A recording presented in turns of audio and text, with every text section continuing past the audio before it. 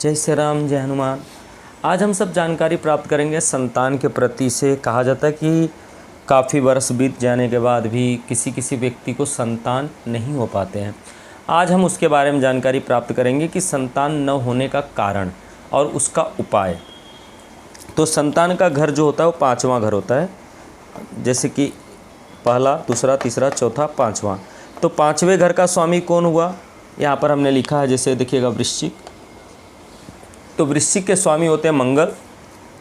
तो इस राशि के स्वामी कहाँ पर बैठे हैं मुझे वो देखना होता है। तो जैसे हमने देखा कि ये जो इनके स्वामी हैं वो आकर के रोग स्थान पर बैठ गए हैं। तो रोग स्थान पर बैठ गए हैं तो यहाँ पर संतान का बहुत ही मुश्किलों का सामना खड़ा कर देते हैं। जैसे काफ़ी अंदरूनी कोई ना कोई फॉल्ट, कोई ना कोई बीमारियाँ ऐसे बन जाती हैं जिससे संतान नहीं हो पाता है। तो हमें यहाँ पर करना क्या चाहिए कि इस घर का जो स्वामी होता है, अगर इस घर में बैठा हो, इस घर में बैठा हो, इस घर में बैठा हो, तो संतान होने का चांसेस बहुत कम हो जाता है।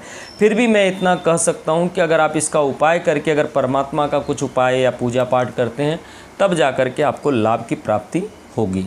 तो जैसे मंगल यहाँ पर बैठ गए हैं, 5वें घर का स्वामी जो 5वें घर के स्वामी है रोग स्थान पर बैठ गए हैं, तो हमें क्या करना चाहिए, इनके स्वामी का हमें जप करवा लेना चाहिए कि जिससे मंगल का जो बुरा प्रभाव पड़ रहा है। तो मंगल कहा जाता है चलित कुंडली आती है, जो राशियों का हम पूजा पाठ जब तब करते हैं तो वो राशि परिवर्तन कर देते हैं।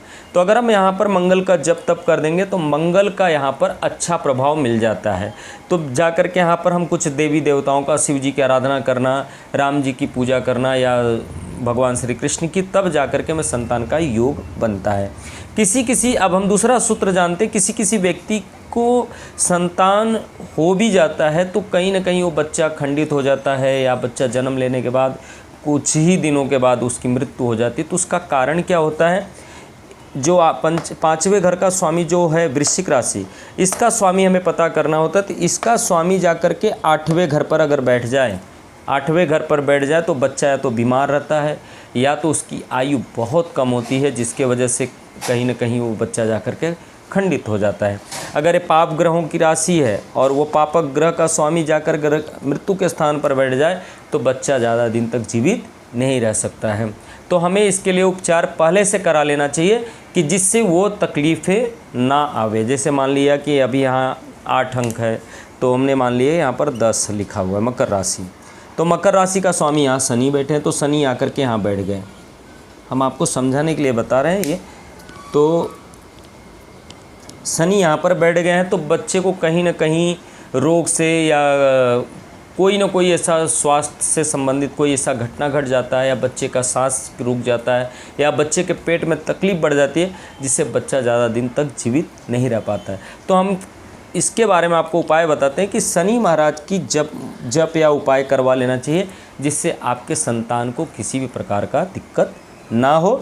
और बाकी फिर महामृत्युंजय मंत्र का जप करवा लेना चाहिए, जिससे आपके संतान को किसी भी प्रकार का दिक्कत ना हो। लेकिन पहले करवा लेना चाहिए, बाद में नहीं। होने के बाद फिर वो घटना हो जाएगी तो फिर करा के कोई मतलब नहीं है, पहले करा लेना चाहिए। मैंने आप सबको उपाय भी बता दिया। अब मैं अपनी वाणी को विराम दूंगा। जय श्री राम, शुभ रात्रि।